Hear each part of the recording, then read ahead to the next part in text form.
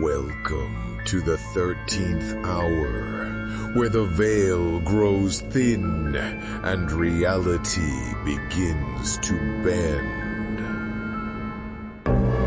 The rake on the road. I almost hit it the first time. It was late, maybe 11:45, and I was taking the long stretch of County Road 19, the part of it that cuts through nearly 8 miles of straight forest, with few houses, no streetlights, and barely any cell reception. I'd driven it 100 times. I knew every curve, every patch of broken asphalt, every section where the trees leaned too close to the road. I had the radio low and the window cracked for fresh air when something pale shot across my headlights. Not ran, launched, like it had been crouched on the shoulder and sprang out with no warning. I slammed the brakes so hard my seatbelt locked across my chest. The thing wasn't a deer. It wasn't a dog. It wasn't anything normal. It was thin, painfully thin, and pale like bone. I only caught the silhouette for a split second. Long arms curled under it, head hunched forward, its movement too smooth and too fast to be anything with 4 legs. I sat there with my foot on the brake, breathing hard, scanning the trees in both directions. The woods on either side of the road were pitch black, dense enough that the headlights barely penetrated the first line of trunks. Nothing stirred. Eventually, I told myself exactly what terrified people always tell themselves. There's no way I saw what I think I saw. I eased back onto the road, heart pounding, hands tight around the wheel. I kept telling myself it had to be a deer with mange, or a coyote with some disease, or my brain misfiring from lack of sleep. But 3 minutes later, it happened again. The second time, I didn't see it. I suffered it. I was doing maybe 55 when something hit the front passenger side of my car hard enough to send me fishtailing across the asphalt.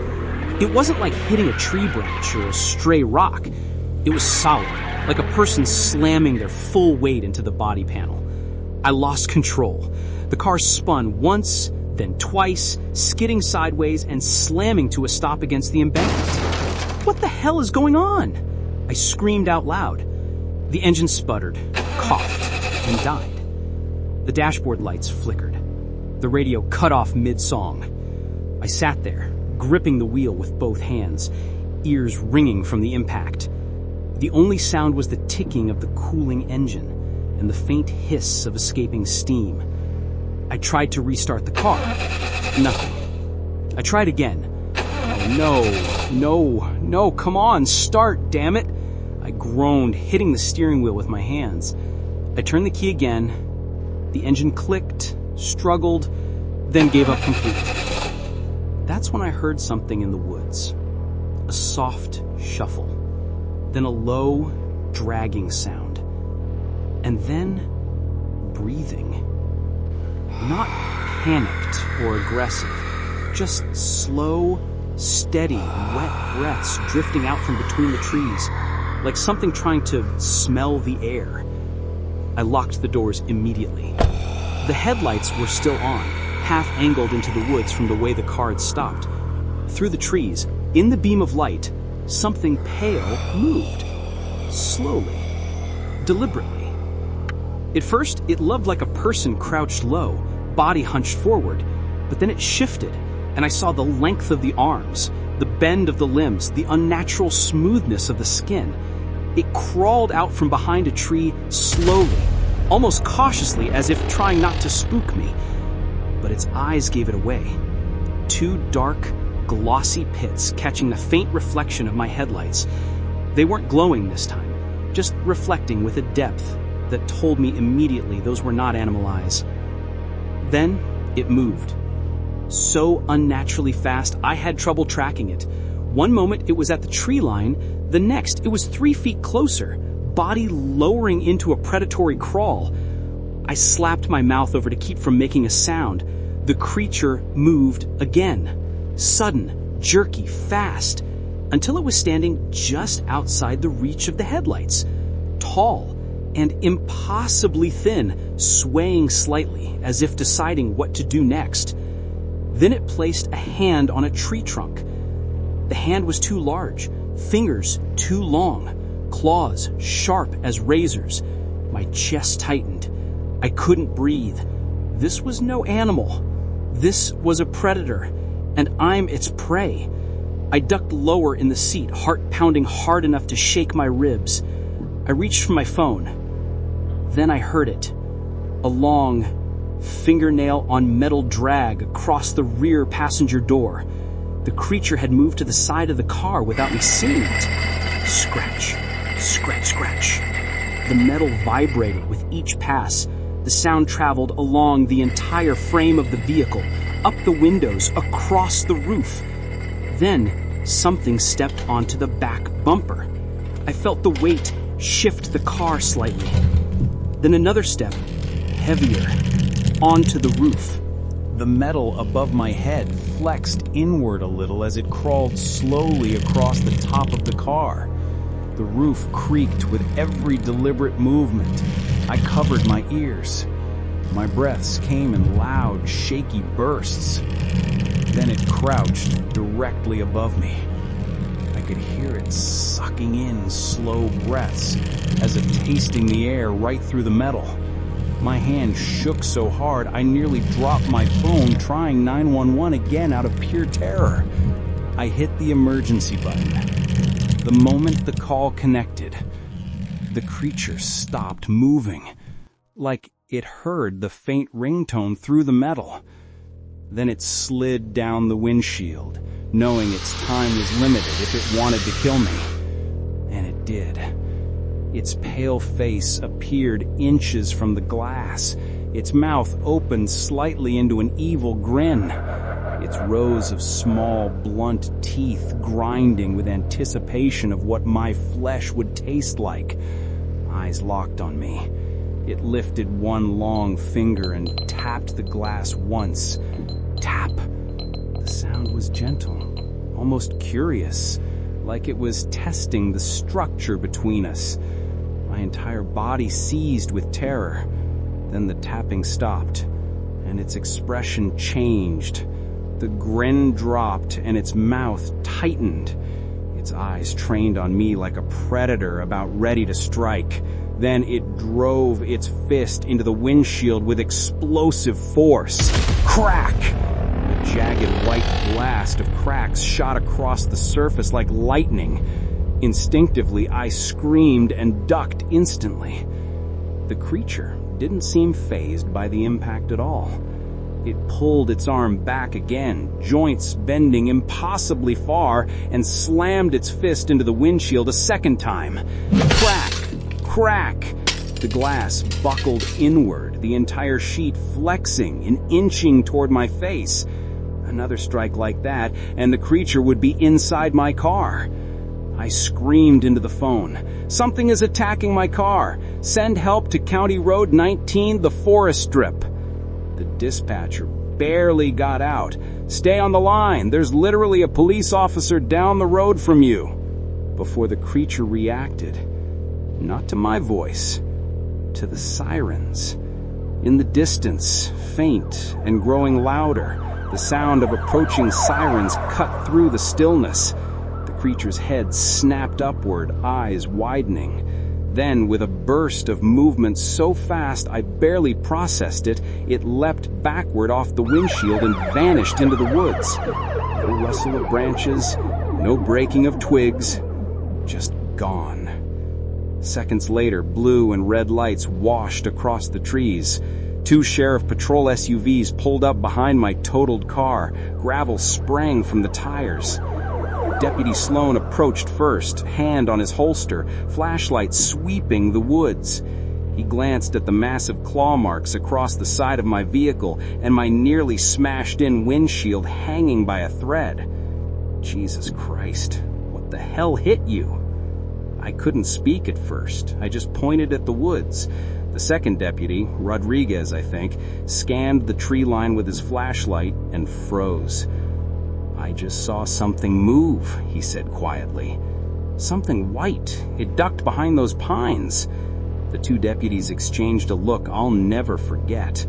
A mix of fear and disbelief. I instantly knew they had saw what attacked my car. They didn't pursue it. They didn't get any closer to the woods. They drew their guns and backed up toward me instead, keeping their eyes forward like something might step out at any moment.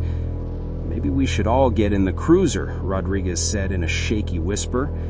"That's not going to help," I said without hesitation.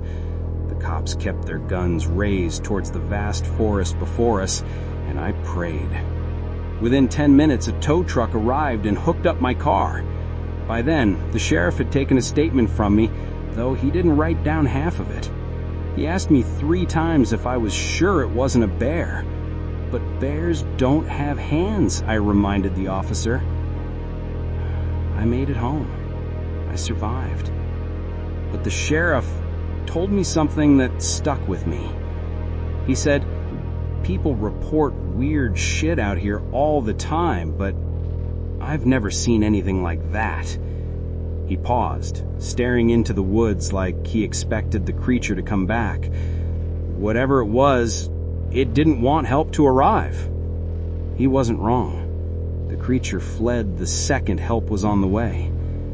And sometimes, late at night, when I'm driving past the start of County Road 19, I swear I see something pale standing between the trees as the car passes, watching the headlights go by, waiting. Because predators don't just attack, they stalk, they study, they remember.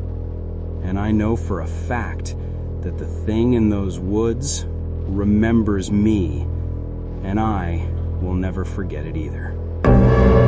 The rake in my walls. I didn't wake up because of a nightmare or because of a loud noise or because something fell. I woke up because something was breathing inside my bedroom wall. And when I say inside the wall, I don't mean behind it or outside it. I mean right in the cavity, in that small empty space between the studs, the space that shouldn't have room for anything bigger than a mouse. The space that absolutely should not contain anything that can breathe like a grown man. At first, I didn't understand what I was hearing. I sat up too fast and didn't even know why I had moved until I realized the room was filled with a faint rhythmic sound. A slow inhale, followed by a gurgling, uneven exhale coming from right behind the headboard. Not muffled, not distant, close. Close enough that my skin prickled with the awareness of being watched. The second I made a sound, the breathing stopped, completely. And the silence that followed wasn't the quiet you expect at 3 a.m. It felt intentional, like whatever was behind the wall was holding still and listening, trying to hear if I would move again. I stayed frozen, with my hand halfway to the lamp switch, eyes locked on that patch of wall in the dark, waiting for even the smallest noise to break the tension. But nothing happened. I stayed awake until the sun came up. Every time the house creaked or the furnace kicked on, I jumped. I'd never had a sound get under my skin that fast, and by the time morning light finally showed through the blinds, I felt like I had been awake a week straight. The next morning only made things worse. In daylight, everything looked boringly normal. The wall behind the bed was completely intact, not even a hairline crack. The siding outside was fine, the crawl space vent was sealed, the attic access was shut. No evidence of anything alive, nothing that explained what I'd heard. And that's almost worse than finding damage, because at least damage would tell you you're not losing your mind. I spent most of that day trying to reason with myself. I hadn't slept well in months. Stress can make your brain interpret noises wrong. Maybe I imagined it. Maybe it was a weird echo in the ductwork. Maybe anything normal. That hope lasted until the next night. Night 2 removed any doubt I had left. I woke up around the same time, 2:40 in the morning, and the moment I opened my eyes, I knew what had pulled me from sleep. The sound wasn't exactly the same as the night before, This time it was something moving inside the wall. And this wasn't frantic scratching or panicked rustling like an animal trying to escape. These were slow, heavy shifts, the kind you make when you're getting comfortable, or turning over, or quietly repositioning your weight. It was deliberate, controlled, alive. I listened for nearly a full minute, holding my breath, trying to convince myself that there was an animal inside my wall big enough to sound like a full-grown man adjusting himself on a mattress. But animals don't move like that. They don't move with intent. Something was in there, and it was settling in, not trying to get out. The idea made my stomach flip. I sat up in bed and didn't go back to sleep for the rest of the night. By morning, I was past pretending this was nothing. I got a flashlight, pulled down the attic ladder, and climbed up into the dust and stale air. The moment my head cleared the opening, I knew something had been up there recently. The insulation was disturbed, especially right above my bedroom, flattened into a perfect depression like a body had been lying on it. But that wasn't what froze me in place. It was the footprints. A thin layer of dusty insulation coated the plywood boards across the attic, and cutting straight through that dust was a trail of bare footprints. Long ones, far longer than a human foot should be. Each footprint had 5 toes, but the toes were too long, almost finger-like, and every single one ended in a deep claw mark scratched into the wood. The prints weren't messy or scattered. They formed a direct, almost purposeful line from one side of the attic all the way to the wall above my bed. And then they simply stopped. No return prints, no path leading away, just a single line ending right above where I slept. I felt the hair on the back of my neck rise as if something was standing behind me. I backed away so fast I nearly fell down the ladder. I didn't look back up. I didn't go back into the attic again. By night 3, fear had combined with exhaustion in a way that made me desperate for answers. I dug out an old baby monitor, one with a crappy night vision camera, and set it up on the dresser, facing both my bed and the open doorway to the hall. I figured if there was anything moving around in my house at night, I would catch it on that feed. And I did. At 3 a.m., the monitor emitting a soft beep and a crackle of static, but not loud enough to wake me. There was something moving in the hallway just outside my room. The night vision view showed the doorway in that eerie, washed-out green. The hall was empty for maybe 2 seconds. Then something flashed across the hallway, low, pale, fast, too quickly for my brain to process. I rewound the footage and crept through it, frame by frame. And that's when I saw the eyes. 2 glowing black eyes staring into the room from the hallway. Not reflective like an animal's, but their own unnatural glow. They hovered low at first, then slowly rose as if the creature was straightening its body, standing upright. Then, in one horrifying frame, the creature's head tilted slightly, and both eyes locked directly onto the camera. The monitor let out a metallic shriek like the speaker was being torn apart. The image distorted and vanished into static. When it returned, the hallway was empty.